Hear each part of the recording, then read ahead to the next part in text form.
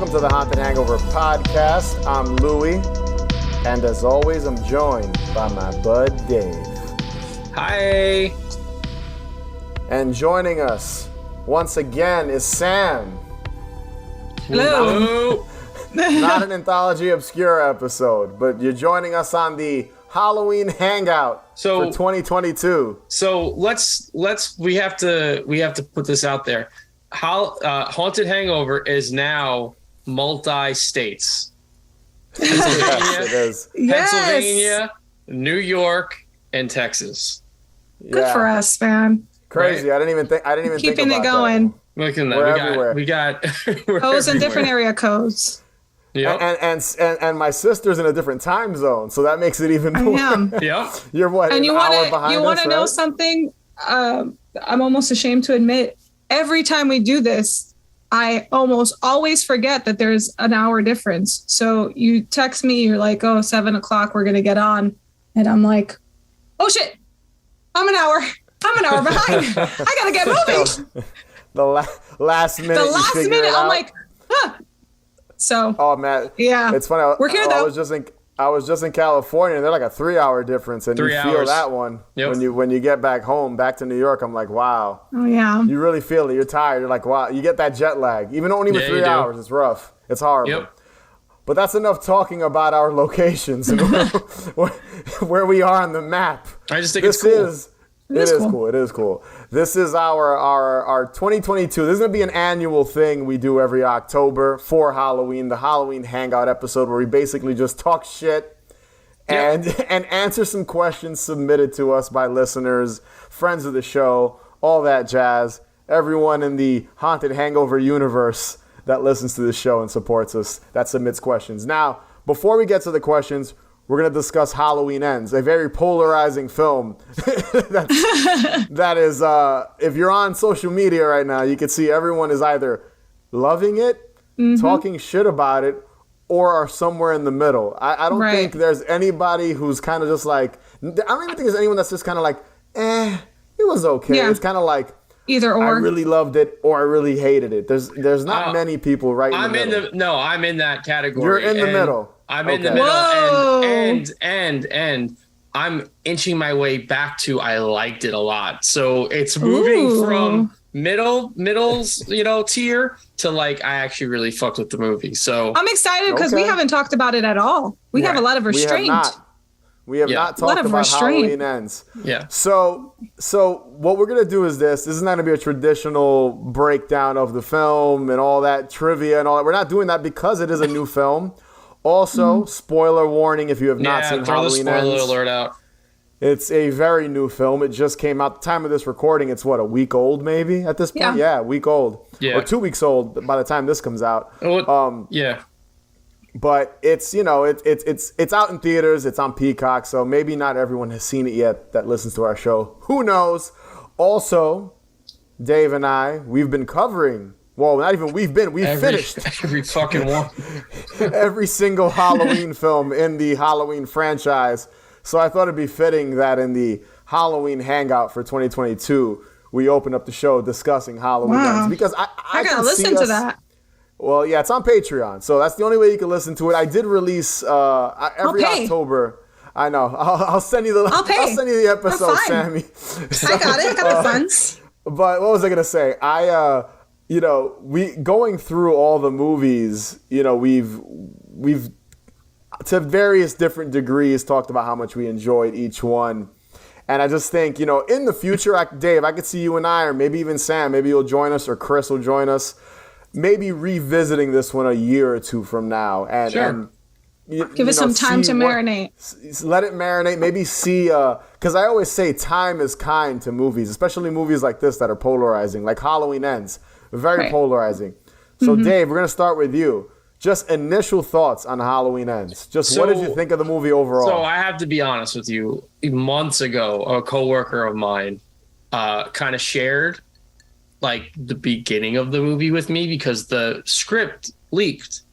Okay. And I'm not into that. Like, I don't really care to ever know things leaked, but I was curious because I didn't really care for the first two installments of this, trilogy here.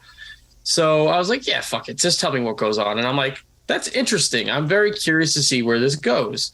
So, upon first watch, like, I loved everything about Corey Cunningham. I love that entire storyline up until even him and Allison. I love them together.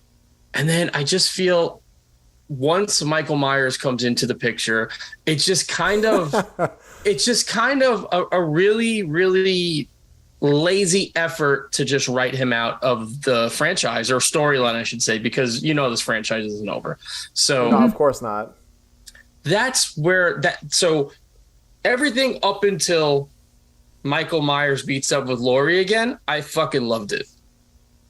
That's where I stand with the film. Michael Myers ruined his own movie. Imagine that. Imagine that. a whatever, how many year feud, and the main force of evil in this movie is the worst part of it. How do you do that? That's just, so. And just from what I've seen online, on social media and stuff, that's what most people are complaining about, is the lack of Michael Myers. He's only in the movie for maybe like 10 minutes. And that's spread out throughout the entire film. Well, can I say something? I don't even give a fuck about Michael Myers. You could have made that whole movie about Corey, the kid, and Allison. And I agree. That would have been great. I wish that's what happened, but it didn't. Yeah. And this is my biggest gripe. And Sammy, we're going to go to you in a sec about just your general thoughts on the movie. But my biggest gripe with the movie is it doesn't even feel like a Halloween movie. Not in a bad way. Like, it doesn't feel attached to Halloween Kills and 2018 Halloween. It feels like a completely separate movie. Yeah. It doesn't even feel like it's in the same universe as those two movies. And that's kind of my overall thoughts on the new trilogy. And I think, Dave, we've talked about it on Patreon. But these new films feel so disconnected, and this new movie feels even more disconnected from the films before it that are supposed to be connected. So it makes no sense. It doesn't feel like a linear story. Is that why you keep referring to it as polarizing? Like, you just feel like it's just its own thing? Well, no, because online people are going crazy talking shit to each other that they hate the movie, they love the movie. People that like it are idiots. People that it's a terrible film, it's a great film. So I just think it's weird because a lot of people that are enjoying it are enjoying the Corey Cunningham character. And they don't like what happened with Michael Myers and the way Michael Myers was treated in the movie, kind of as an afterthought, almost like he's Corey's puppy.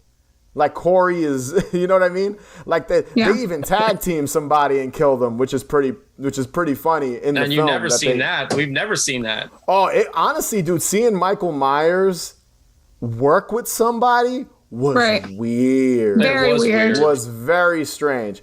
But before I go on more, Sammy, what did you think of your initial thoughts on just the movie as a whole? Like, what did you think? So I feel really lame for doing this, but I to a T agree with Dave. That was exactly how I felt. I read way too many reviews, unfortunately, before I watched the movie. I hate myself for doing that. So obviously I went into it like, I'm probably going to hate it. But I actually really liked it. And this character, just like the first 5 minutes of the movie, I was like, oh shit, I don't know where we're going with this or how this is going to be tied into the rest of the story. But I was completely intrigued. I also have a huge soft spot for women who fall in love for the killer, Sidney Prescott or Natural Born Killers or the Joker and Harley Quinn. In this case, he fell in love with Michael Myers. That's he fell in love with Michael Myers, and then Allison fell in love with him. Yeah. So I think that is something that I kind of enjoyed a lot. That whole weird, random, out of the blue love story between the two of them. But yeah, it was really. I think I was just edge of my seat. I don't understand why people don't like this movie. I think it's going great so far. And I think the moment where I just I was like, oh no, was when he just so casually climbed into that hole and just yanked the mask right off of Michael Myers' face. That was wild. Ripping a Band-Aid off of his knee. I was funny. This is the man who got shot 6 motherfucking times. Yeah, stabbed in the neck, head, face, chest, foot. Dave chopped has off. constantly said that these new movies, the writing is terrible, and that is the one detail that makes my man and we just did Halloween Kills, Dave, recently. Yeah. At the end of Halloween Kills, he gets shot, stabbed, and takes on like 15 people. Yeah, but he in gets this movie, jumped. He couldn't even handle one like 90-pound. What the fuck was that? This is what I'm saying, and like I'm not even trying to shit on David Gordon Green and what's his name, the Eastbound and Down dude, Danny McBride, and there was some other writer. Dude, this another movie had 4 writers, which is crazy. I don't want to shit on their writing. What I'm just you had that second installment of this trilogy, and he literally survived a burning home, then took out an entire fire department, and then an entire town in a street with people with random weapons beating him down, and then to just to go out the way he did, which was like, this is how you're gonna write him out of this? It's weird. Yeah, it was weird. I just feel like I mean, this is all hypothetical, but I almost, if I kind of got past the fact where they tag teamed the guy. Sorry, that's probably not the right word. But I kind of tag teamed the girl and the guy, the doctor and the nurse or whatever. I kind of got past. Well, in Halloween Ends when they both killed the cop or whatever. Oh, the cop too. Yes. Yes, and they helped each other out. I kind of got past that. I was like, okay, there's a little like duo forming. I feel like hypothetically, I almost would have preferred if he just handed the mask to him. That okay, this is my little protege. He's gonna take on my legacy. Yeah. Of course, so we don't we needed to kill him at some point. So I get that. I would have actually been more okay with that than him literally just jumping on his back, taking it off, and climbing out of the hole. It was so silly, that shot. It was so a wide silly. shot, and he's like, give it to me. I want it. I need something from you. It's so bad. I just wanted to know why Michael Myers was so weak in this. I guess because he's old. He's up there. He's old. He's older. He's injured and malnourished, living in a hole. In the sewer. Who knows the last time he ate? It's weird. And then you find out that he's killing missing people, kind of. They allude to that.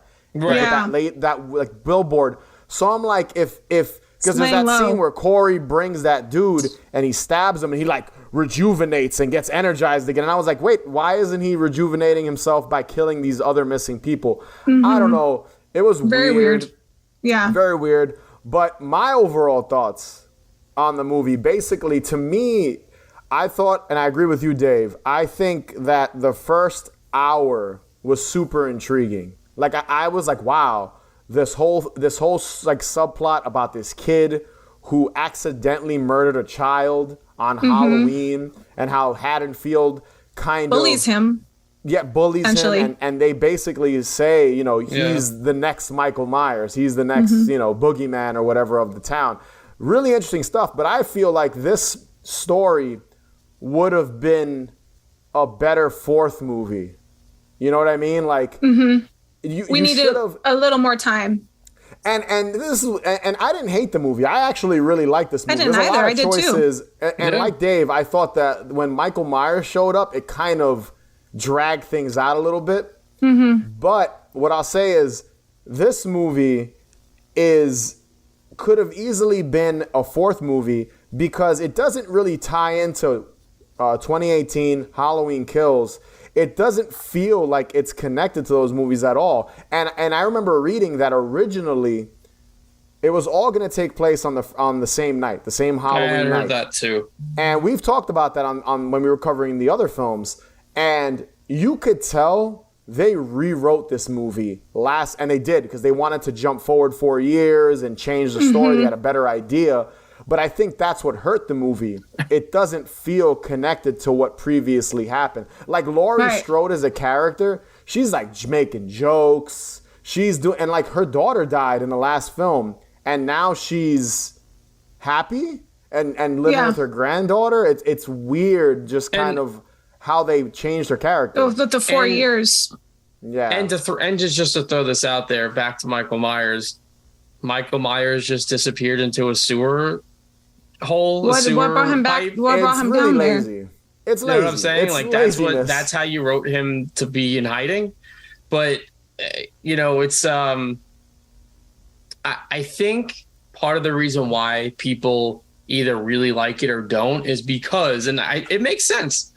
If you're not liking this movie, it's because you care about the Michael and Laurie storyline. Yeah. And I feel like if you do like the film, it's because you're kind of tired of the Michael and Laurie storyline. Like I want something different. Right. And this brought that. And this brought that. So I thought it was cool. I don't know. Exactly. Oh, you know what? There's something I want to... Go ahead. Yeah, go ahead.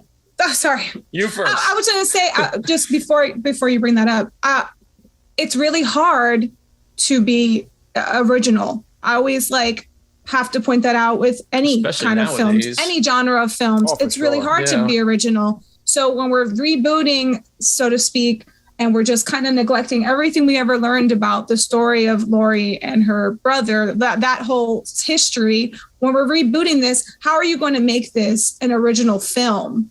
How are you going to make it more than just a slasher movie, kind of essentially like what Scream did? Yeah. But I like, and that's why I liked it so much. I was like, it was completely unexpected for me. I didn't know. I thought that story was just kind of like a way to start the movie. Oh, now the town is all losing their mind and people are killing themselves or getting killed. And I'm like, okay, that's a stupid way to start the movie. I had no idea. I had no idea that this Willem Dafoe looking kid was gonna become he does kind of look like William Dafoe. That's funny. Oh, I love him. He's a babe. What were you gonna say, Great. Dave? He's great. What I was gonna say was this. I feel like, and I haven't heard too many people bring this up yet, but I feel like this Halloween paid more homage to, what's the one with Tina? Part 5. I feel like this one paid the biggest tribute to Part 5 because we get a main character switch in this one, just like in Part 5 when what's the girl that gets killed? Her name I don't remember. Slipped my mind right now. Danielle Harris is like foster sister, right? Right. When she gets killed, we get, and which I always thought was so interesting, is we get a new final girl. Yeah. And it's like it's a character shift. And then we get that immediately with this movie. And I feel like that was done intentionally, A, to give something new, and B, I actually do think it's some sort of homage because you don't see that often when with movies. And you're just throwing this new character at us, and it works because he's a very likable character. And no, for sure. Yeah. And a lot of people are not liking the Corey character. You see a lot of people because they complain. care about Laurie and Michael. That's why. Yeah, and if you care about Laurie, then you're gonna, because she takes the back seat till like basically the last 10 minutes of the movie is really about her. Everything else is just her observing. You see a little bit of her. Even Frank, the Frank character, he's barely in this movie. Yeah, right. Like they have that one supermarket scene, and then at the very end they share a scene, but he's barely in the movie. And he was so prominent in Halloween Kills and in 2018. So you thought you'd see more of him.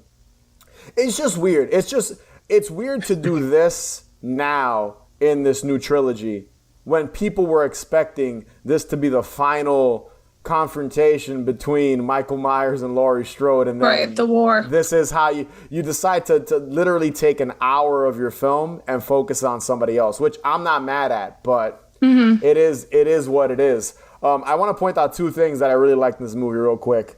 Number one, that Boy Hersher song is phenomenal. And it's in my head right now. Yeah, I was going to say. I love the scenes of them driving down on the motorcycle and like great. Cinematography. The music was good. Yeah. The music. This has probably the best. Like there's Out of the three? there's like a Cramp song in it. There's it's a good soundtrack. There's a bunch. I don't know what song they're when they're on the roof. It was Cynthia. I don't remember what song it was, but I was like, oh, this is dope. It's a good soundtrack. It almost feels like a different person directed this movie. It wasn't David Gordon Green, because it has that definitely changes. And the other two films have music, but this one looks like it was utilizing music to a T, and not the score. I'm talking about music songs. At the Halloween party. This Halloween party, Dave, and I don't know if you remember the first one in 2018, Sammy, but this Halloween party at that bar was way better than the high school Halloween party, Dave, right? Yeah. Do you agree with me? The high school Halloween party. Is that the Remember one that was where he throws her like phone in a bowl of cheese or something? Yeah, it is way better. Yeah. The way they even shot the like Dude, that's how much I care about that movie. And Corey, I know you hate Dave hates 2018, Sammy. I think it's the worst one. I didn't like it. I think it's the worst. It was okay. But the bar, like Allison and Corey hanging out at that bar, and then I'm pretty sure it's the Cramps. It's one of their songs playing, and like them dancing and all that to me was more like a Halloweeny scene than anything at the high school in the first movie. That just felt really manufactured and not authentic. They did a better job here. Also, the other thing I like, and it's obviously I took it as sequel bait. The movie ends where you see, just like the original Halloween, the mask, different areas of Laurie's house, and it's quiet. You don't hear breathing, but it ends on one final shot of Michael Myers' mask just sitting on her table. Like she kept the mask for some reason. Yeah. And it, you know, it obviously, to me, that symbolizes, because Michael Myers at the end of the movie is complete. He's turned into like ground meat. They put him into a food processor. They dump his body into like gears or something in the junkyard, right? It's like breaks down. After she slits his throat. It's some sort of grinder, yeah. Yeah, after she slits his throat and they have the confrontation in her kitchen and she beats him, he's dead. Michael Myers cannot come back unless he comes back as like the I love that they're like, you know, this is not the way we do things, right? We got to go through the trial and arrest him and all this stuff. And they're like, nah, just put him through the because the whole town knows what kind of I love how like the cowboy hat sheriff is like, no, this is Michael Myers. Like, we gotta get rid of him. We gotta get rid of him. Because they know at this point that he always comes back. So it's great. But I do like that last shot of the mask just sitting on Laurie's table and, you know, kind of symbolizing that someone else out there can take on the mantle. Because that's what this entire movie felt like. It felt like almost sequel baiting that anyone can be the boogeyman. Anyone can be Michael Myers. I guess. I hate that. I fucking hate that. I know you don't like it. It's funny too. Really quick, I saw someone, and I don't have. Unfortunately, I didn't save the person's YouTube handle, but I stumbled across this on Twitter, and I'll send it to you guys when we're not recording. And I'm sure maybe some of our listeners maybe saw this, but someone edited. I saw it. The ending of the last shot of the Halloween Ends, like the last scenes, right? With the mask. And at the end of Halloween, with the mask. At the end of Halloween Ends, the font they use is the font from Halloween 3, Season of the Witch, which is the one without Michael Myers. So someone re-edited the ending that the camera zooms in slowly on the Michael Myers mask that's sitting there, and you faintly see the outline of what was a silver shamrock emblem. Implying, and I watched this ending on YouTube, and I was like, I haven't seen that. You gotta send me that. I haven't seen that. So happy with that ending. Like I watched this dude's ending, and I was like, they should have either added an ending like that at the very end or a post-credit scene just for the fans. Like that's what people want. Like some sort of tie-in that maybe ambiguous, maybe implying that maybe Michael Myers was. Well, you know, silver shamrock drone. There was that meme going around. I loved it. Oh yeah. Which meme? The one with the motorcycle? No, it's like a guy. It's like a dude like explaining explaining something to a girl, and he's like this, and she doesn't want to hear it, and then it says in like the little bubble, what if Michael Myers is really just a silver shamrock robot? And I was like, I want that. I really want this. It'd be amazing. But whoever that was, you know, I commend them. They did a great job. Sam, I'll send it to you. But it's cool. It's only like 30 seconds. They edited it perfectly where you're almost like, wow, this ending gave me chills. Like that would have been like just for the fans. Yeah, I got chills. That in there. Especially that they used the font from Halloween 3. Like, they used the same font at the very end. So, I'm like, you guys teased it with that, but why not just do one more little tease to put it out there? To put it out there. Do you guys have any closing thoughts on Halloween Ends? I do. I want to rewatch it. So do I. I want to rewatch it. What about you, Sammy? What do you think? Any closing thoughts on Halloween Ends, or? I mean, I I wish I didn't. Like I said, you Read know, the the reviews. reviews follow me everywhere I You messed go. It's yourself up ridiculous. I never It just read the follows me. reviews. Never It follows read me. the People reviews. are texting me. They're like, "Oh my god, well, that was so stupid." I'm like, "Leave me alone. Just leave me alone." But I honestly, I did really like it. I'm gonna say of the three, I enjoyed it. Just for that first hour alone is enough to salvage it. I think it's the enjoyed best it out a of the lot. three. It's definitely the best one. I said that when And sue me. I don't care. Theater. I don't care what you think about it. I liked it. I walked out of the theater and I said that I think this. I have to watch it again. I've only seen it the first initial time in theaters. I have to watch it again. But after I left, I was like, I know I like that more than Kills, and I think I like that more than 2018.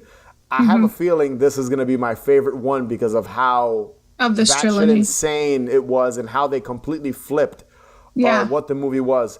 And this is my closing thoughts on Halloween Ends to kind of wrap it up and we can move on to our questions. But listen, Halloween 3 Season of the Witch, when it came out, was hated. For years, people hated Halloween 3.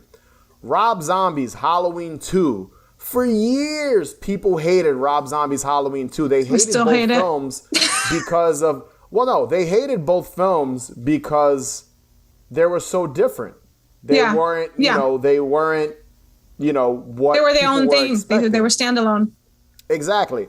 And to me, it's like in a few years, give it 10 years, give it 15 years, and more people are going to appreciate Halloween Ends. I think more people, like nostalgia definitely plays into stuff with people sometimes. And it kind of, I feel like over time people just appreciate things more and people appreciate kind of chances and people appreciate when things change. And I feel like time will be kind to this movie. I feel like more people will eventually, I bet you in like 20 years, people will be like, man, Halloween Ends is my favorite one, just like Halloween 3, just like Rob Zombie's Halloween 2. And I've always been like, even like I've seen like on Twitter, a lot of people are like championing Rob Zombie's Halloween 2, saying, hey, it wasn't a bad movie. And it wasn't. Like, it was different, and that's what was so refreshing about it. And that's what I think Halloween Ends was. It was refreshing. Maybe the only way he can die is if I die too. It all ends now. All right, so let's jump into some of these questions that were submitted to us through Instagram and Twitter. We got a lot of questions this year, and unfortunately, I could not take all of them because we'd be here for 3 hours. So if you submitted a question and we didn't answer it, don't be discouraged. We're looking for the most creative and unique questions because, and I'm not going to shout anyone out, but we got at least twice, 2 or 3 times we got, have either of you had any paranormal experiences? We already talked about that in a previous Q&A, and we don't even do Q&As that often. So no, we didn't do it, even though Sam is here and she didn't answer these questions. Maybe in the future, we'll bring that one back around. But I was like, you know what? What's your top 3 horror movies? That's kind of generic. We talk about. But I really want something creative and different when it comes to us kind of doing Q&As and answering questions, that are sent to us from listeners and stuff like that. So I only picked 7 for this year's Halloween Hangout. And I thought I picked the most unique 7. So I don't know if you guys agree with me or not. Do you guys think these 7 were unique questions? Yeah. Okay. Yeah, I had to think. A lot. Those are my favorite types of questions. The ones where you have to actually think, where you can't just come up with one quick answer. No. So Dave, you and I are gonna take turns reading. We're gonna flip-flop questions, reading the questions. The questions. We're gonna do Instagram first. Okay. We have a couple of questions from Instagram. I'll read the first one, Dave. Okay, do it. So this was sent to us from Dr. Feeney's House of Terror, buddy of mine on Instagram. He listens to the show. What's going on, dude? If you're listening to this episode, I don't want to give people's real names out. I think we did that in the past. I don't want, so I'm going to stick to people's handles here. That's fair. But his question is, if you could spend Halloween night anywhere in the world, where would it be? So we'll start with Sam. Sam, we're going to start with you, then Dave, then me. So take it away. Sammy, where would you spend Halloween night? If you could, anywhere in the world, where would it be? Okay, so I might be cheating a little bit. I will start by saying I happen to know that the U.S. celebrates Halloween harder than any other country. The other countries are they celebrate it, but not quite like us. So I am going to cheat a little bit and say that I've always wondered what it would be like to celebrate the day after Halloween, Day of the Dead in Mexico. I know Mexico City celebrates Dia de los Muertos. They go really hard. They have concerts and parades. And I think it's called, I wrote it down, Zocalo. Okay. It's like their city plaza. Have you ever seen like Coco?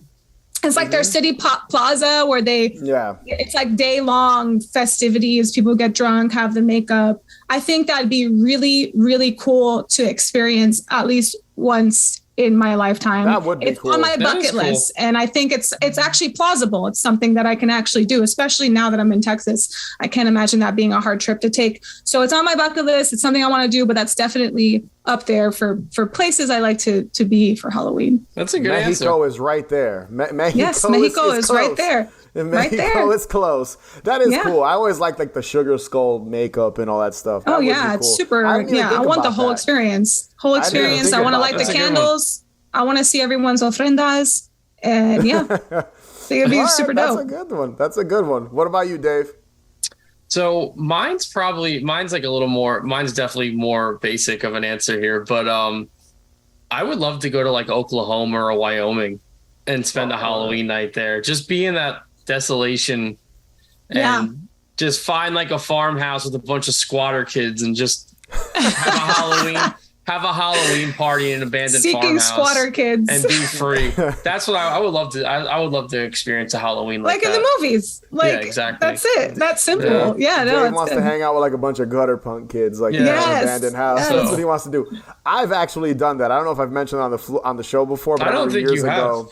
I remember years ago. I was in my early 20s. I don't know if I've ever told this story. I might have, maybe not. But I remember in my early 20s, and I have a very, very, very. I was drinking that night. We were having a couple of cervezas. Okay. Speaking of Mexico, but we were drinking. We were having a couple of beers. We were drinking. It was a couple of friends of mine, and I don't know how I ended up in Brooklyn. And this was over a decade ago. This was like maybe 15 years ago, and Brooklyn was way worse than it's a lot nicer than it is now. But it was way worse back 15 years ago. And I remember two friends of mine. One of them was driving, and they drove to this abandoned house, and there was mattresses on the floor. There was like 50, 60 people in this house. And there was a band, like an old school punk band playing Misfits covers. That's awesome. In like a living room in this empty, abandoned, and this was around Halloween time. This wasn't Halloween, but it was around Halloween. Yeah, and this is awesome. I remember going, and everyone was a little intoxicated, so we were all drinking and stuff. And it's almost like a dream to me because I don't remember much about it. But I just remember being in this abandoned house. People were like peeing against corners. It was kind of gross and also kind of cool. And I remember the band had like white face paint on their like face, and they were playing the Misfits. So I was excited because I love the Misfits. So I was just like, and it was old school Misfits they were playing. So I was like, all right, cool. Nice. You know what I mean? So that was kind of like what Dave wants, but in New York City. So it was a little more awesome. That's really cool. That's really cool. That's what your the place you'd like to go that you wish to spend Halloween on. That's kind of what that was, but in New York. I have two. I cheated. I have two answers. I have one that's international and one that's domestic. So because it could be anywhere in the world. And I didn't know which one to choose. The first one, I feel like Transylvania, where Dracula is. I knew you were going to say that. I thought about that. Yeah, and like I hear there's like a tour of Dracula's castle, like it's really cool on Halloween. Too. Yeah, and you can stay on it. Stay in it. I mean, that sounds really cool. Just kind of be in there. I'm sure they do a lot of Halloween stuff.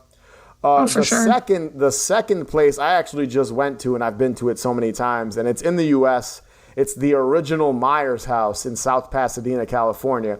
I feel like that house, because now it's like office space, basically. The original house from the original 1978 Halloween, it's like some doctor or chiropractor's office. But people go there and take pictures of it, and they kind of embrace it because of what it is. It's the original Michael Myers house. Yeah, so of it would be course. cool to kind of stay in there on Halloween and have like a party and screen the original movie in the original Michael Myers house. That would be really, and like spend the night there. That'd be cool. Yeah. I feel That like would that's be cool. one thing. And kind of seeing like, and considering I just went to South Pasadena and I was in that area and kind of seeing the house, it's really surreal seeing like that house, seeing the hedge that Michael Myers hides behind, and then go, like everything looks the same. And Yeah. I can't imagine the interior of the Myers house being Being an office. It's an office, I know, but that's I feel so like weird to think about. I guarantee they didn't probably remodel much of it. It's like a private office. It's not like this building now. It's a house. So, you know, I think it probably looks the same. I can't see them maybe changing it too much. But yeah, just seeing all those locations in general is surreal. So spending a night in the original Myers house would be a cool way to spend Halloween night, you know, with a group of people, have a party, watch the original movie, you know, all that jazz on Halloween night would be cool. So those are my two picks. I know I cheated a little bit, but those are where I'd spend Halloween night. You run the show the way you could do what you want. You could choose 7. You got more? Just kidding. I'm done. All right, Dave. What's the next question? So our next question is from @HersherBob, and the question is, what TV show that never had a Halloween episode would have been rad if it did? Also, this is a 2-parter. So the other question is the best representation of a Halloween party during a film. So let's give it to you, Lou. You go first this time. So this was a tricky one, specifically the second part of the question. I knew exactly what that was easy for me. The first part was hard for me because I was kind of torn between a few different movies and stuff like that. Because it says film, so I thought of one, but there's no actual party. A party is supposed to be there, but it doesn't happen. And I'll get into that. Let me answer the first part of the question first. So, what TV show never had a Halloween episode, but it would have been rad if it did? The Golden Girls, 100%. I know that. That's funny. It would have been amazing. Just those 4 women. Like, I could picture dressed it being up. like they have to go to a Halloween party and one of them is wearing the same costume and they're fighting about it and bickering and like one of them is having is one of their boyfriends is like I forget what all their names. You know, Blanche is dressing as something scandalous. You know exactly. that. Oh, yeah. She would have been like a flapper or something like that. And she would have been, you know, I just feel like that, like the Golden Girls. That's an awesome one. Considering, because I love the Golden Girls, considering that the show was around in the 80s when Halloween was, you know, we watch a lot of these old shows and we have nostalgia. They all have Halloween we get episodes. The nostalgic feels for a lot of these old shows. A lot of them had Halloween episodes. Even in the 70s, we covered Happy Days had a Halloween episode. So it's weird that the Golden Girls never had a Halloween episode. I guess it's because they're like older women, maybe, but it's still odd. That don't mean nothing. That could have been awesome. Yeah. Either way, it would have been cool. That would be good. I agree. That would have been. That was my pick for a TV show that never had a Halloween episode. Now, my second pick is kind of cheating too, and it's the best representation of a Halloween party during a film.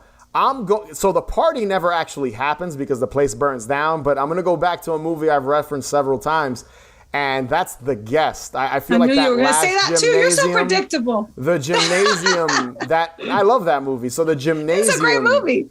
The Gymnasium, the way they decorate it, the 3 masks from Halloween 3, the haystacks, all the mannequins, the haunted house you have to go through to enter the party. Mm-hmm. Like, to me, that, and I know it's a little Hollywood, like it feels like a movie, but I feel like that's completely doable. Like I've been to events that you go through a little haunted house before entering a Halloween party. So to me, that's probably, and you never see the party, unfortunately, because it goes up in smoke. But, you know, that entire setup, just the way they decorate, the neon lighting, the lighting, just the way everything is, the music they use, it's almost like a party in that scene, but people are being killed. That's the only difference. But that would be it. The ending sequence of The Guest, that haunted house leading into the Halloween gymnasium party at the high school, to me I think it's a really cool, or my favorite representation of a Halloween party in a film. Not TV. So maybe in the future we'll get that question. Okay, So, those are good answers. That's a good one. Sam, hit us with your picks. We'll go to Dave last. Okay, my picks are very typical of a woman. I will say that, and it's also my answers are connected, so that's quite exciting. Okay, so I unfortunately all of my favorite shows have a Halloween episode or are spooky. So I felt like that I couldn't. But apparently, Sex and the City has never had a Halloween episode. Oh wow, I've never watched that show. Interesting. I've watched that show before. It's one of my favorite shows, like my top 10 favorite shows. I absolutely love it, and it's great. But it's never had a Halloween episode. And then upon further research, they've never had a holiday episode in general. So it's kind of timeless in that sense. Christmas? There's no Christmas. Weird. There was one episode where someone's taking down their tree to the trash, and that is it. There's no Christmas episodes. Artistic choice. No Hanukkah. No, it had to be deliberate. There's no way that couldn't have been deliberate. It had to be deliberate. So there's no Halloween episode, and that could have been badass because even if you haven't watched the show, you're familiar with the characters. Everybody knows Samantha's is like the Blanche, right? Is like the slut of the four. And I just could just see her dressing up like a little kitty cat and just banging everybody at the party. I don't know. It's just like banging everyone at the party. That's it. I'm saying what we're thinking. I just feel like Sex and the City could have made a great Halloween episode. Yeah. Now the connection, my answer to the second question, best Halloween party, very standard Halloween classic, Hocus Pocus. And that's the connection. Sarah Jessica Parker is in both. Yeah. I feel like the first time I saw Hocus Pocus and they showed the party that the parents were having, I was like, whose fucking house is this? What is this? Is this something that people do? I was like, because I've never been. Amazing too. Yo, so both wait, Halloween parties. Let me answer that question for you. Question for you. Yes, that is something people do. So, well, I've never experienced it. Look, years ago, I went to a Halloween party in a barn, and it wasn't like an abandoned barn or anything like that. Yeah. It was like someone like this kid's parents built him a fucking barn on their property. Yeah, wow. It was that, and my buddy Nikos and I. We decided to leave and we went wandering around East Islip, which is like a little out east. And we came across like a catering hall and it was a Halloween ball. We tried to go in, but they wouldn't let us in because we didn't have an invitation. So it was like over the top. And we wanted to go in so Rich badly. Parents, they had a whole band there. I mean, and just watching the scene, like everybody, including the extras, has on like crazy quality over the top costumes. It's not just like cat ears and a little nose. I'm like, so that personally for me, one of my favorite, and then of course the musical number, like it's one of my favorite Halloween parties on TV, in a movie. I agree. That is a good one. I didn't even think about Hocus Pocus, honestly. Wow, really? It didn't even come to mind. I know, I'm surprised too. An honorable mention would be probably like it's not really a party, but like in Trick or Treat, the one with Sam, Little Sam, not the one from the 80s. That like parade street party would be pretty. That's a pretty good representation of it feels like Halloween in that movie 100%. Yeah, it does. But Hocus Pocus, that's a good one. Oh, so you, Dave, we're up to you now. What are your two? I had originally I'm gonna say two things for TV. That didn't have Halloween episodes. So I was thinking about this and I was like, I don't think there's a Twin Peaks Halloween episode, but I think there is an episode that does take place on Halloween, but it's like very, very like scaled down. Not established. So spoiler alert. If you've never watched Twin Peaks, I mean, I guess stop listening right now. But this is one. Don't stop listening. There's a episode where they're at I forgot who. I think it's at Donna's house, and her little sister, who's played by Alicia Witt, is dressed up in like a costume, and I'm pretty sure that's a Halloween night.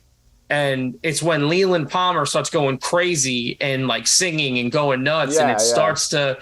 I think that is technically Halloween night that it takes place on. I never put that. Right. I know exactly what episode you're talking about. Now you're right. I never thought about it. It's supposed to be Halloween. It doesn't feel like Halloween. That's why. Right, exactly. Right. Yeah. That's why they don't talk about it. I guess there is a Halloween episode. So I had a what if, and that would be cool if maybe David Lynch had Kyle MacLachlan be Frank Booth on a Halloween episode, and he's still trying to figure out, right? That would still be awesome. Trying to figure out who killed Laura Palmer. But this is my real answer here. Okay. This is my real answer. Seinfeld. Oh yeah. I don't think there's a Seinfeld Halloween episode. There isn't one. That's insane that there isn't one. Right? I know. Like that's insane. The possibilities are endless for what they could have done for our Seinfeld Halloween episode. So wow. Dude, they could have done the craziest stuff involving costumes on Seinfeld. It probably would have been. It wouldn't have aged well. It would have been. No, it would have been quite risque. Listen, I have an amazing group Halloween costume that I tell Sheila all the time.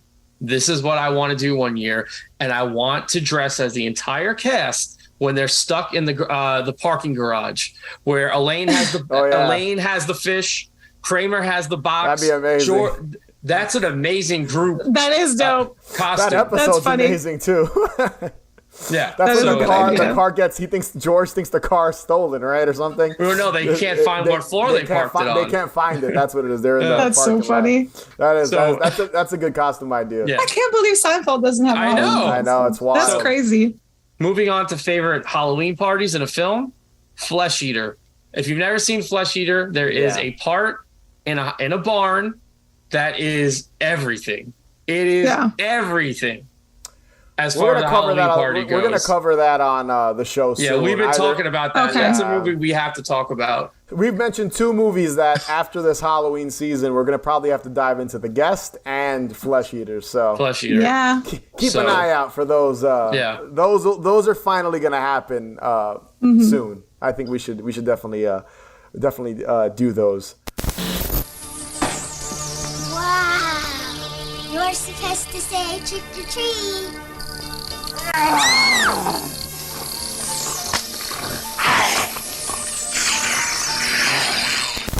The next question is from @CheapShopParty. Another dude always supports us, sells wrestling cozies and things like that. I'm pretty sure it's that. This is a great question. Profile. This is a good question. I have a lot of answers on here. Favorite spooky wrestlers. Who wants to go first? I'll go first. All right, Dave. Favorite spooky wrestlers. Can I say two? Can I name two? Name two. Kevin Sullivan, which we've talked about on I think an Instagram Live one time. My ultimate. Listen. Him with Nancy Benoit. And Luna, who was known as woman, or no, yeah. was Luna known as woman? No, Nancy Benoit was woman, right? Yeah. Like the whole imagery of them, like with the fucking snakes and the fucking cloaks and the hoods, the fucking black eyeliner, and Kevin Sullivan just being an absolute maniac. Like I fucking love it. And that's good. My other pick is Mortis from WCW, because that's just like pure Shao Kahn Mortal Kombat ripoff. Love it. I love it. So those are my picks. So the cool thing about Mortis, is it Mortis or Mortis? I think it's Mortis. Is him being very, very reminiscent of Reptile from Mortal Kombat. And then you also had... It's like a combination of Shao Kahn and Reptile, and then you had Glacier, who was also a Mortal Kombat. It is funny to think Glacier. Glacier was. It's like the Sub-Zero. They literally created these characters just to feud against each other. That was the whole point of Glacier and Mortis. And they were also trying, I don't mean to cut you off, but they were also trying to cash in on Mortal Kombat. Oh, for sure. And it's just crazy to think that Mortal Kombat at that time was such a huge pop culture phenomenon. Thing. Yeah, it's wild how popular. You forget sometimes that like the impact it had on the world, Mortal Kombat as a game. 1,000,000%. And it's a sick game. one of my top favorite games of all time. So Yeah, Absolutely. it deserves it. Sammy, for sure. Go Yeah. next. Favorite spooky wrestlers. Okay, so my pick is a lot more recent, but I really like The Fiend. Bray I Wyatt's agree. The Fiend. I feel I like And he's they're back. right, and He he's is back. back. So it's on brand. He got back like a week ago. Yeah. So it is on brand because he's back. I feel like there's been in the last, I want to say like 10, 15 years, there's been many attempts to creating like new spooky characters reminiscent of like Undertaker or the Boogeyman or whatever.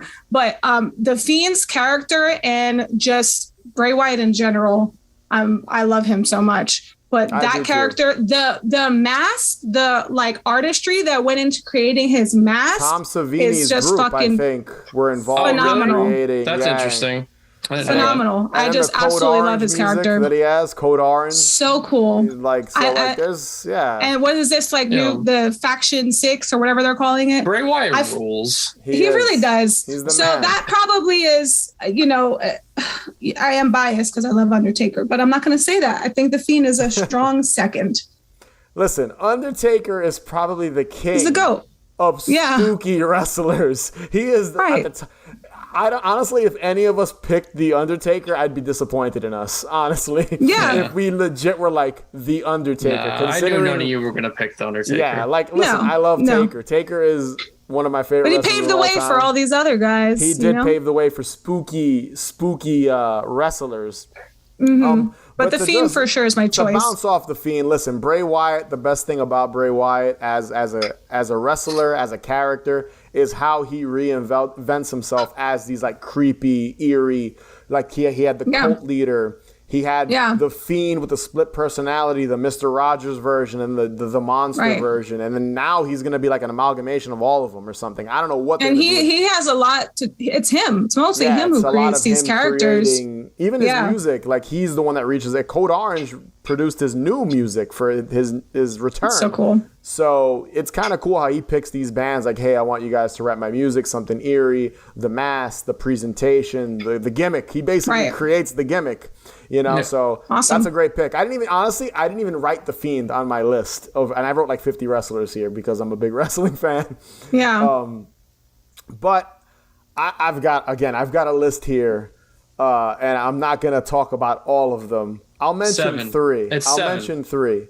there he goes. I've got so many. This guy just not breaks all the rules. Not 7. I'm not doing Goldust's crappy character that was on like Goldust when he went to WCW. His shitty one night. He was that character for one night, and it was horrible. It was amazing. It was amazing, but it was The terrible. promos they cut for that were amazing. It was. It didn't go anywhere though because he Dude. was not great. The motherfucker glided in air to the fucking ring. It was ridiculous. It was more ridiculous work. than anything The Fiend is doing, like with Bray Wyatt. Oh, it was Yeah. really silly, but it was fun. It was silly. But I have 2 picks. And I'm gonna go with the lamer first of the 2, the kind of cornier one of the 2, but I still kind of get a kick out of it. So when they relaunched ECW in like the mid 2000s or like 2008, it was 2007, 2008. I forget what year it was because it was not the same ECW of old that we all loved with Sabu and RVD and Taz and all that stuff. And the Sandman. It was like their new version of ECW. The WWE owned ECW. They had a character named Kevin Thorne who was a vampire. And he only I lasted. don't even know this. And he used to come out with this girl with know like what her this guy cleavage is. out. It was ridiculous. And he was a vampire, and she'd come out and she'd pose like hanging from the ropes like a bat. He was not That's a good amazing. wrestler. Oh, he sucked. is cheesy. He's cheesy. The character He had sucked. like sideburns up to his cheek. The teeth, the fangs, everything. He had like a widow's Oh, peak a little man. bit. His hair was jet black. This is so like circa 2000s though. You He know what I was mean? insane. And yeah, Oh, wow. his like staff or whatever was like a steak, and then you have to see the girl he came out with. She looked like Elvira, like almost like a horror host. That's all everyone remembers is the girl. I forget her name. It's the girl. I think her name was Ariel, I think is what her name was, and she came out with the cleavage and the big like vampira hair, and like it was. That's awesome. It was listen, the music was great. It was like orchestra type deal, and the gimmick was cool, but the dude was so bad in the ring that he was not going to go far. So much so that they repackaged him as like, I forget the character. I think it was not Mortiz, because you just mentioned Mortiz. He had another name. He was another character after this Kevin Thorne vampire gimmick, where he was like an all white Undertaker, white hair, white outfit. He Mordecai, that was his name. Same dude. The dude sucked as a wrestler, so he didn't go anywhere with any of these like ridiculous spooky gimmicks. Mordecai was a spooky gimmick too, but it was ridiculous. It was like literally an all-white Undertaker with like a giant staff and a cloak and all. It was so corny. My second pick, and this is one that I honestly didn't get into this guy's stuff till much later in life, and because he was mostly in New Japan and he was in Wings. You know, you know what I'm talking about? I think Dave, you know what I'm talking about? The Wing Federation, that wrestling federation, and that's the character Leatherface. There was legit a dude who dressed up as Leatherface, the character from the Texas Chainsaw Massacre, and wrestled dudes, and all of his matches. And his name was Leatherface? Leatherface. Type Google Leatherface. See, I don't know these guys. Leatherface wrestling. He was in New Japan, I believe, and Wing for sure. There's a Freddy wrestler, too. Wings. There was a guy that dressed up as Freddy. There was a Michael Myers, but the Leatherface character, the best part about him was that that's so fucking cool. He would cut promos in character. He had a chainsaw. Shikishi. All of his matches were extremely violent, and he'd go against like that dude Jason the Terrible and that Freddy Krueger character. It was wild that they were. That's fucking cool, they didn't man. Get sued. My friend, my buddy Steve has a few of those like actual masks that were worn by the wrestlers. He collects masks. That's awesome. He has he might have a Leatherface mask, but I know he has one of the Freddy masks, and it's signed by the wrestler. It's fucking sick. So That's cool. Awesome. Yeah, I don't know about any of these. I think last year for our Halloween special, I edited together our buddy Louvers. He gave me a song, and I edited together a music video using a lot of old haunted house footage and a lot of like a lot of that old Wing footage and like the Leatherface characters in there, the Freddy one. There was a Michael Myers, Jason the Terrible, all those characters. But I always liked that Leatherface character, and that dude was in WWF, and I think he got in trouble for drugs. He actually passed away as well. I forget the guy that portrayed Leatherface, but he also portrayed like that sergeant. I forget the character. It was like a sergeant. It was almost like a Sergeant Slaughter type character, Chief something, and in WWF. But that was very short lived. But I love watching like those old Leatherface Wings matches. Like they're so crazy. And he's in full costume, bleeding and stuff. It's wild, wild stuff. So yeah, those are my two picks: Kevin Thorne and Leatherface.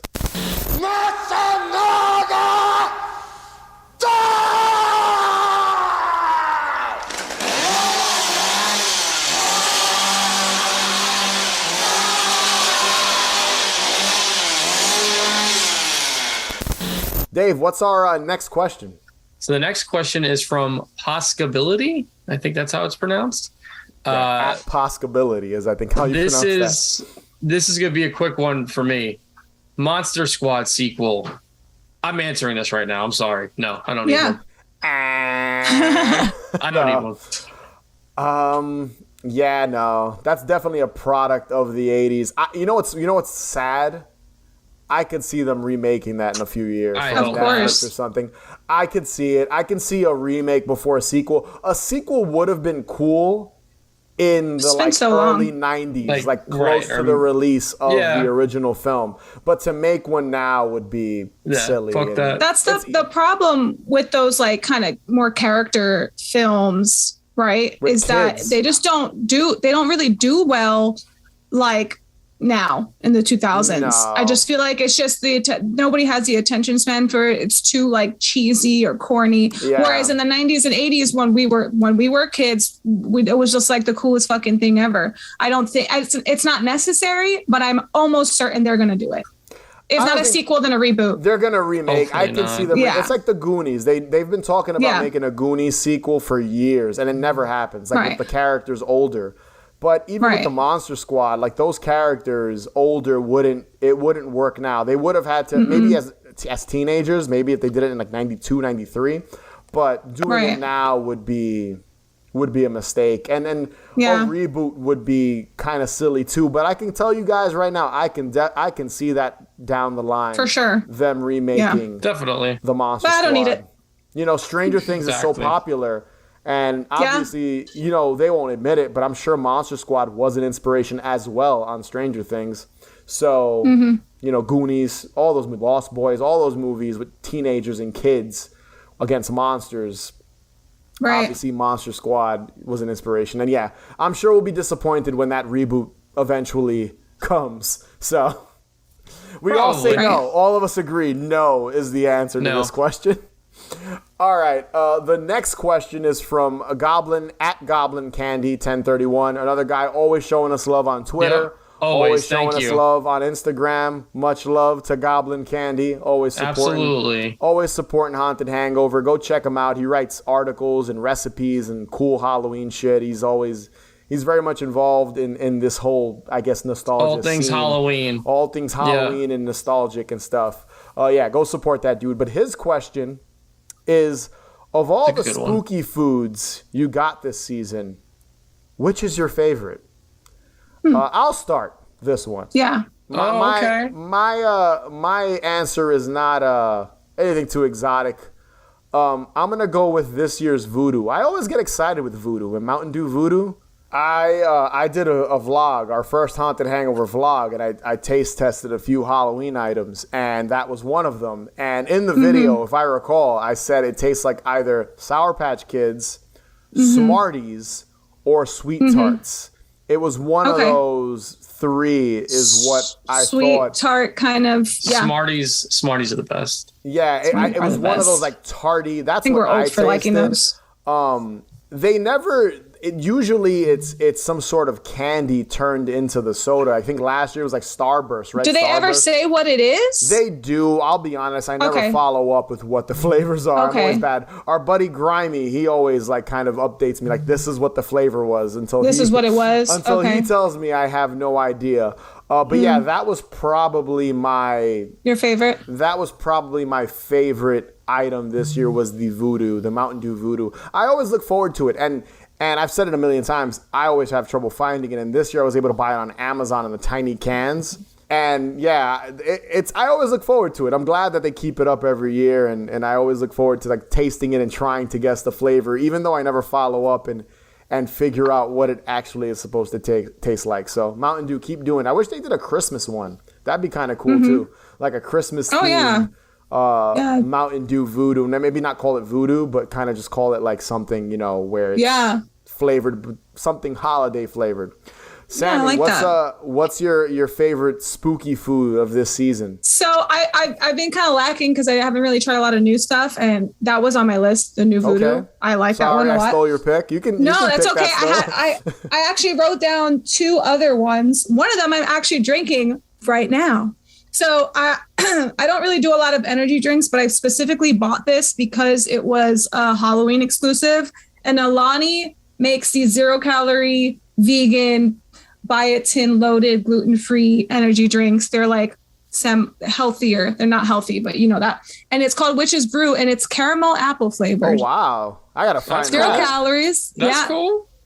I found it in Target. 0 calories. It has B12, B6, biotin. It's fucking delicious. It doesn't taste like fake sugar too. It tastes like a regular loaded sugar energy drink. And I'm sipping on this. This is crack. So I'm sure you can find it. It's still out there. I gotta try to find that. Yeah, that sounds That's a really good one.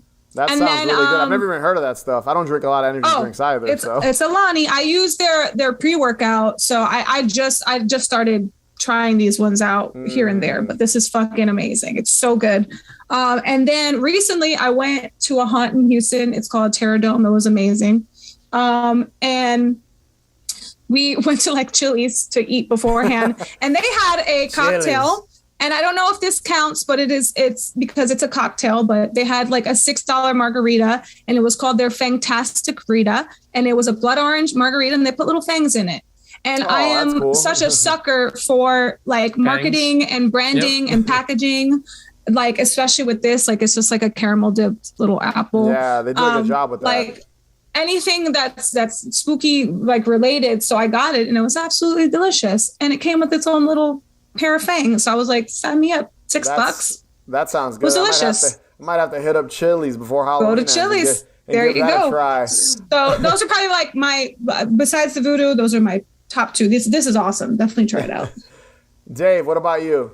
Favorite spooky foods of this season? This got me excited. This one, this snack, candy, whatever you want to call it, is Stuffed Puffs Monster Marsh, and it is a marshmallow that is. It's like almost like a jumbo marshmallow. It's dyed green. Okay. It is individually packaged in a really cute little Frankenstein monster on the front of it. It's got green and orange and black sprinkles on top of it. Oh, wow. And then on the inside of it is chocolate, and it is fucking delicious. That sounds overwhelming, but delicious. It is And it's delicious. individually wrapped? Individually wrapped. Wow. I Like will it's send meant a to- picture to Oh, Louis it sounds so he good. can post I've it. got to give that a try. That sounds like there's a lot going on there, but It's it awesome. It sounds wonderful. I love it. Where'd so you that's buy my that? pick. Where'd you find that? They have them at Walgreens. I saw them on something. I okay. might have actually seen them on Goblin Candy's Instagram. I'm not wow. sure. But Oh, I okay. saw on someone's Instagram, and I was like, or it might have been Grimey's. Okay. And Okay. I might have seen it on whoever's, but I was like, I got to get those. So then one day I randomly decided to go into Walgreens really early in the morning, and they had them. Wow. And I bought them. And I I'm gonna bought have 3 to, bags already. I'm going to have to go to Walgreens and Yeah, they're awesome. see if I can find them. Yeah. All right, Dave, Do it. what's the hit me with the next question. What is it? So this Hit is us the with the next last. question. This is the last of the Instagram questions, and it's from your wonderful wife, My Living wife. Drea, Yes. at living.drea. Favorite horror film of 2022 so far, and why? Samantha, you go. Oh man. Okay, so I will start by saying there's a ton of horror films that came out this year that I have not got the chance to watch. I'm slacking big time. I'm working girl. I will go off of what I have watched so far. I'll give you 3. Can I give you 3? Go for it. Yeah, sure. Okay. So I watched when it came out, Black Phone, which I did not think I would enjoy at all. I wasn't really sure about it, but I thought it was a very original idea. I absolutely loved Ethan Hawke in it because you're not used to seeing him as Like that a creep. character. like a creep, he's not. yeah. And he played that so well. So I loved Black Phone. That was probably top of I love Ethan Hawke. what I've watched. Yeah, he's always I haven't good seen a lot. stuff. Yeah. But I thought that was really original. I liked it a lot. Then probably Nope. I kind of the thing is I don't dislike anything that he does. That's the problem. Yeah. But I thought Nope was again very original, not completely unexpected. Great film. Absolutely loved it. And then I just watched like 2 days ago Smile. Now, not terribly original. It was very reminiscent of It Follows as far as the concept is concerned, but it actually was scary. I don't usually go hard for jump scares. I think that a lot of movies rely on jump scares to be considered scary. There was a lot of jump scares in this movie, but I actually liked it quite a bit. So those are my top 3 of what I've seen so far. Okay. Big Lou? What about you, Dave? Oh, you want me to go? Okay. Yeah. Pearl. I loved Pearl, and it's funny because I didn't like it immediately. It took me like a few hours for it to settle in for me and be like, oh, wait a second. I really like that movie.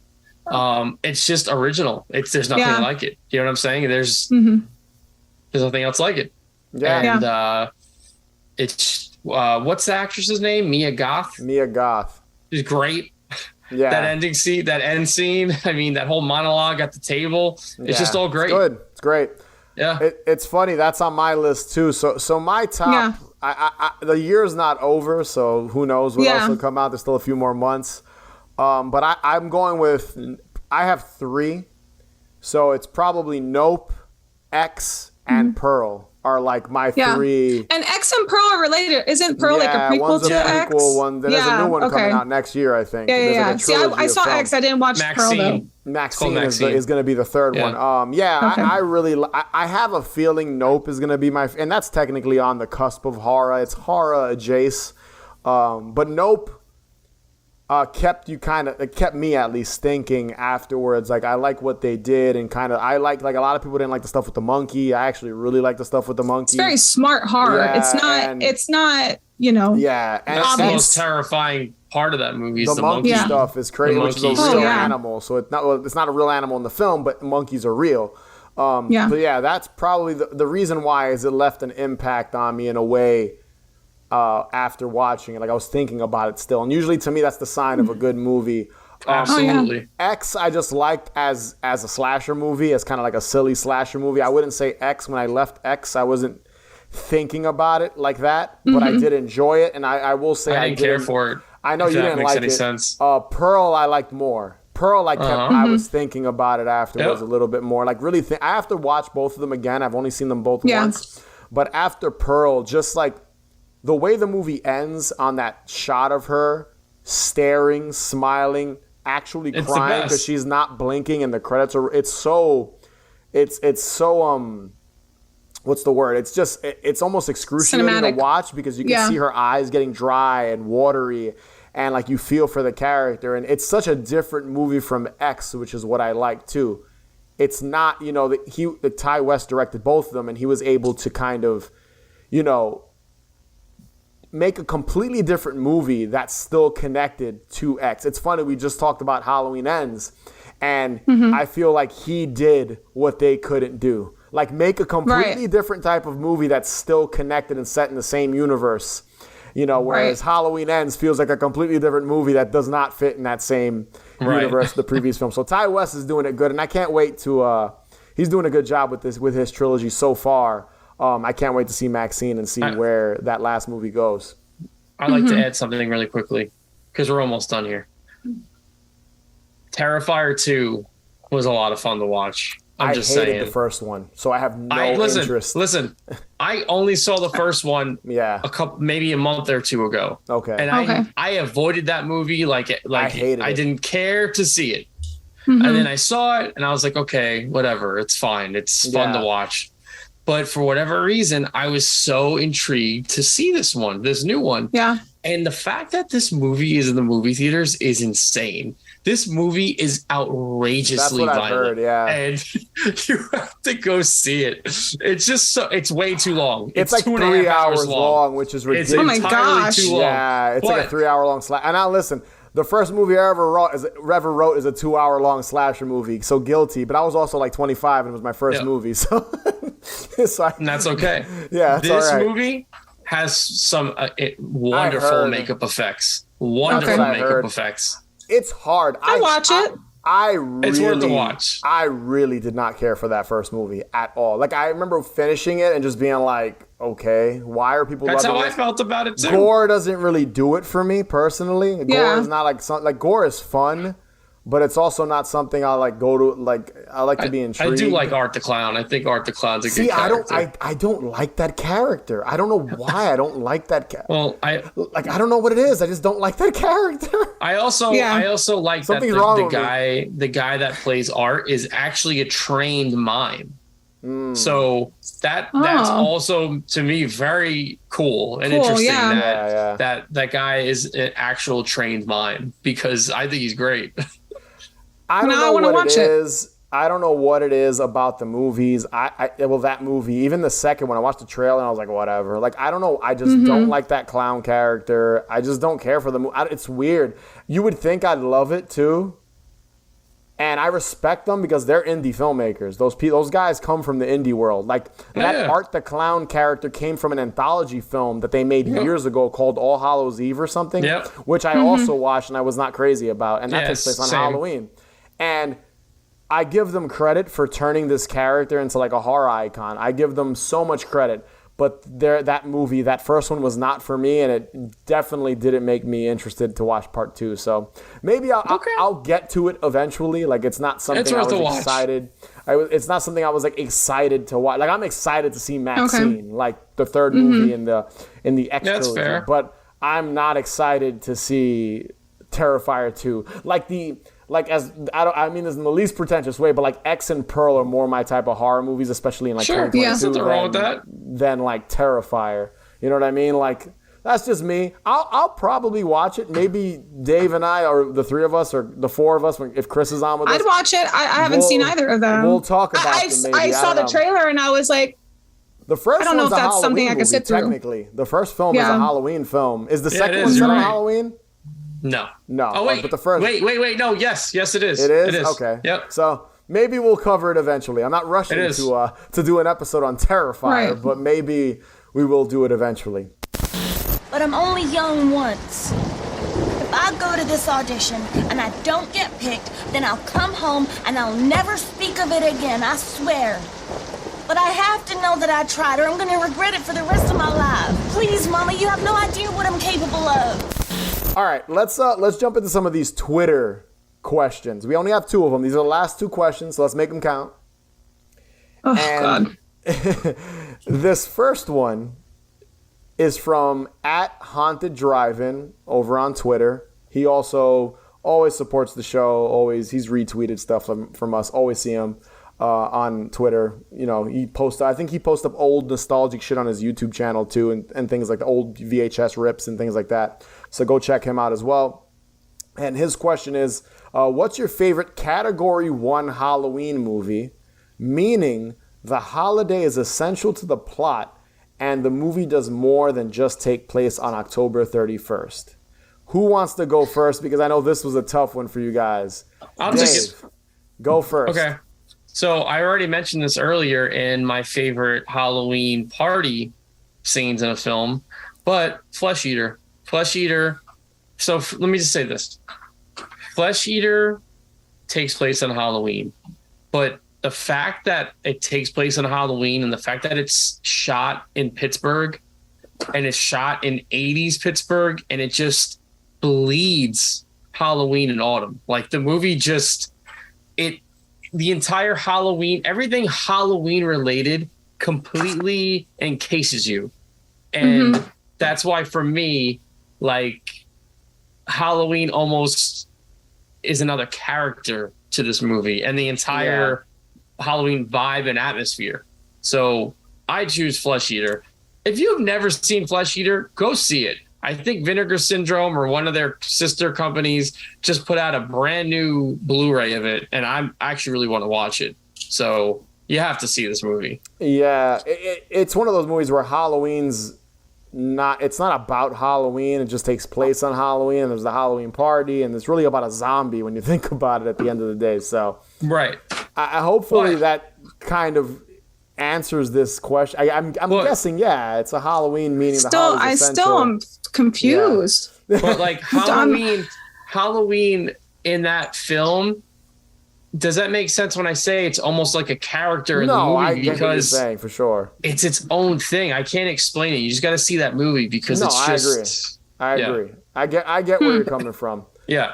It makes sense. I think what Haunted Drive-In is asking us, his question, I think that's a good pick. I think I'm hoping it falls into this category of movies that the holiday's essential to the plot, but it's more than just taking place on October 31st. Sam, do you want to go next or do you want me to go? Absolutely not, because I'm almost certain none of my answers will work. Right, I just keep thinking of movies that have Halloween in it.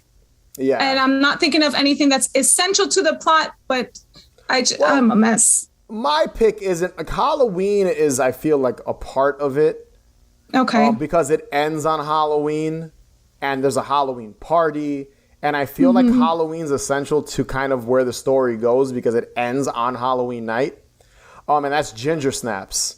So the entire Fuck you, man. That was my choice. The entire film is, well, it could be your pick too. You could pick Ginger Snaps. I'm just going to elaborate. I wrote down Ginger Snaps. So Ginger Snaps takes place before Halloween in the autumn, and with Ginger getting bit by the wolf, and they're trying to prank the bully girl, and her slow transformation. There's the calendar throughout the month. I believe it's October.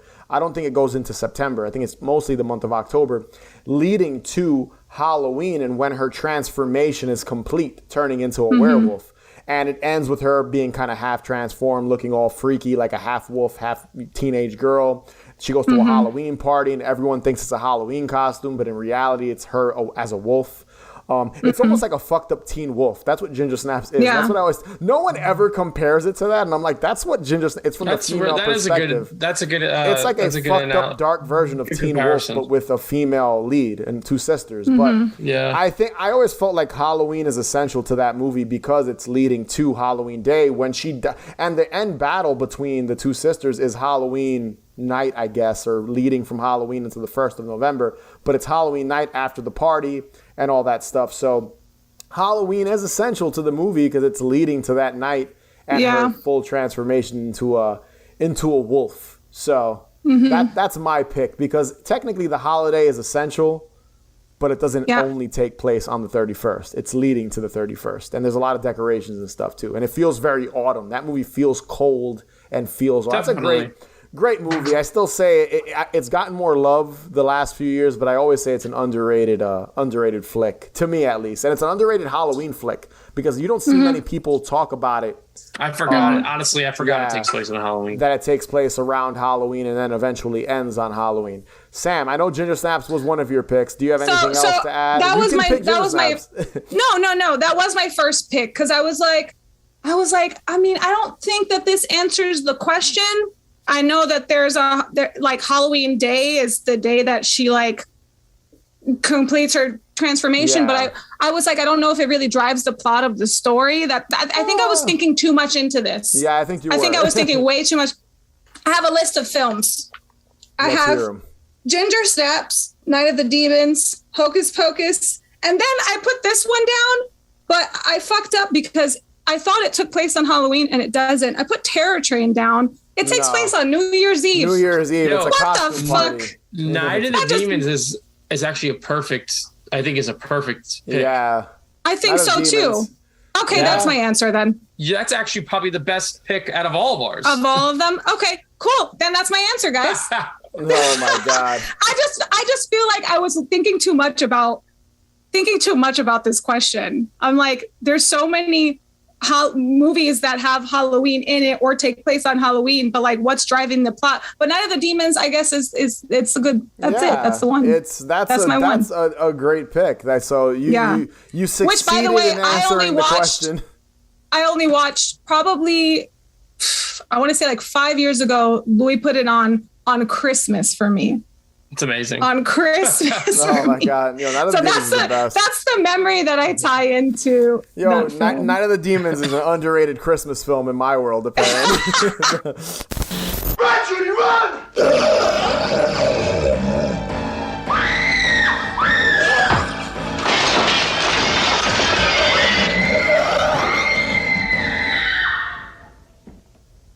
Run, Judy, run.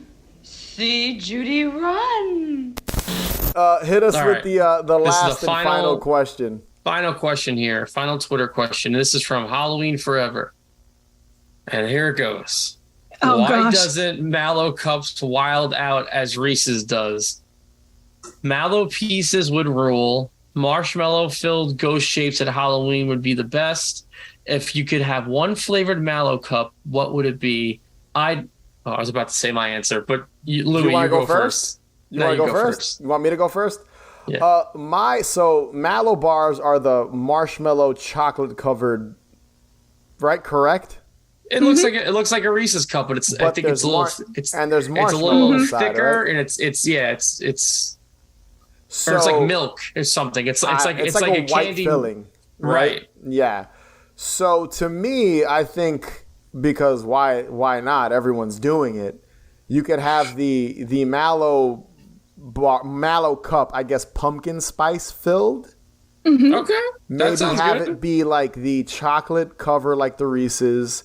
Then that white cream, marshmallow, whatever vanilla it's supposed to be, and then maybe in the center you have a little like delicious jelly pumpkin spice flavor.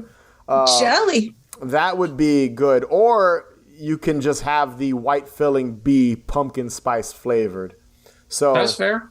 I feel like that's what they would do. Also, Mallow cups or Mallow in general, that company, you don't see many people talk about it. You don't really. I don't really. It's an older, like it's like an old, it's an older candy, but it's still made. You can still buy it. It's like up there with like the Necco wafers and all that other stuff. I mean, it's like all the same. It's all the same school of candy. Yeah, not ever, but they still make it. From the 1920s, and they're still making it. Who wants to go next with answering this question? Samantha, you go. Oh, I'm going to be a bah humbug because I do not like marshmallows. I don't like Peeps or like nougat, like Three Musketeers. I just Mallow cups. Like my mom and my brother really like those moon pies or whatever. Moon pies are great. Oh, those are amazing. Well, I don't know why I'm not a marshmallow. Our mother fan. loves them. She'll buy a box and eat by herself. My mother loves, you know what's funny? My mother loves marshmallow stuff too. So that's really funny. I don't mind like in a s'more hot marshmallows. I don't mind. So and then he mentioned the Reese's Pieces like getting all this love and attention, and I love Reese's cups. So I guess I would go with a Reese's flavored Mallow cup. All right, there you go. Hey, that works. He just asked what they. Everybody's happy. So Reese's and Mallow should team up to create a concoction of. Just so I eat it. Essentially the same thing. They had a baby, and it's just like a peanut butter flavored Mallow cup. Okay. Then we can probably party. I don't know. All right, there we go. Well, you ready for my answer? All right. Then. Yeah. I would fuck with an eggnog Mallow cup. Oh. I love eggnog. Anything. Yeah. Fuck yeah.